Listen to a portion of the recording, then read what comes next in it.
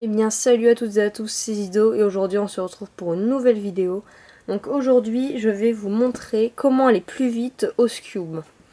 Donc ce que je vais vous apprendre en fait, c'est des finger tricks du Scube pour aller plus vite.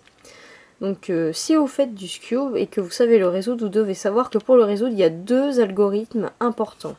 C'est le Sledge, qui est cet algorithme, je descends à droite, je descends à gauche, je monte à droite, je monte à gauche, et l'Edge. Je descends à gauche, je descends à droite, je monte à gauche, je monte à droite. Donc aussi appelé sledgehammer ou edgehammer. En fait le ledge c'est l'inverse du sledge. Donc moi ce que je vais vous montrer c'est en fait mes finger tricks, donc c'est ça. Voilà, c'est mes finger tricks du sledge et de l'edge qui me permettent d'aller plus vite. Je vais juste reculer ça. Voilà. Et ils me permettent d'aller beaucoup plus vite parce que regarde la différence entre ça et ça. Oups. Voilà. C'est parce que je me suis un peu gourée. Voilà. Donc je vais vous montrer tout de suite comment je fais. Donc pour faire le sledge, déjà on va tenir le cube de cette façon. Donc sur le côté en fait. On va pas le tenir droit comme ça, on va le pencher.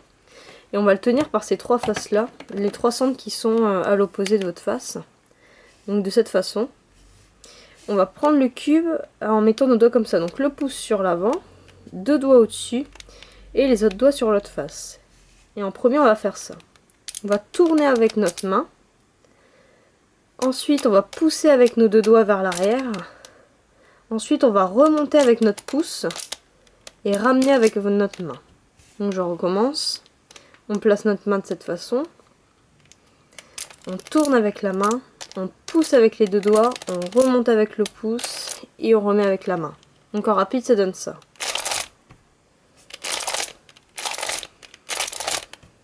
Donc vous voyez, c'est vraiment beaucoup plus rapide. Je vous avoue, au début, c'est très compliqué d'utiliser ces finger tricks parce que c'est pas du tout naturel. Mais il faut vraiment vous entraîner juste à faire le sledge. Et une fois que vous l'avez, vous verrez, c'est beaucoup plus rapide. Par contre, il faut juste pas vous gourer comme vous tenez votre cube sur le côté, de pas faire du coup l'algo au mauvais endroit. Maintenant, je vais vous montrer pour l'edge. Donc pour l'edge, c'est un peu pareil. On tient déjà le cube de la même façon. Sauf qu'on va... attendez. Non, on va pas tenir le cube de la même façon, pardon. On va tenir le cube comme ça. Donc regardez, donc on tient notre cube comme ça, on met notre main comme ça, donc vous allez dire c'est pas du tout naturel, mais quand on le fait rapidement en fait ça vient tout seul. Donc comme ça, deux doigts devant, le pouce sur le côté, un doigt en haut. On va ramener avec la main, descendre avec le pouce, ramener avec les deux doigts et remonter la main. Je recommence, on se place comme ça, je tourne avec la main. Je baisse avec le pouce, je ramène les deux doigts, je remonte la main. C'est plus difficile que le sledge. Donc en rapide, ça donne ça.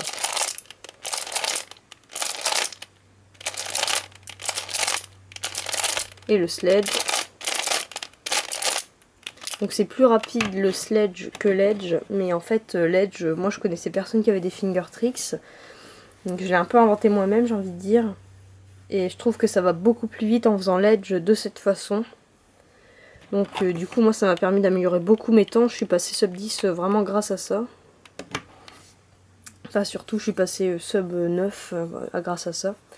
Donc voilà, j'espère que cette vidéo vous aura plu. Surtout entraînez-vous bien à faire ces finger tricks. Ça changera beaucoup vos temps. Ça vous descendra de plusieurs secondes selon où à quel temps vous êtes. Voilà, allez, salut tout le monde.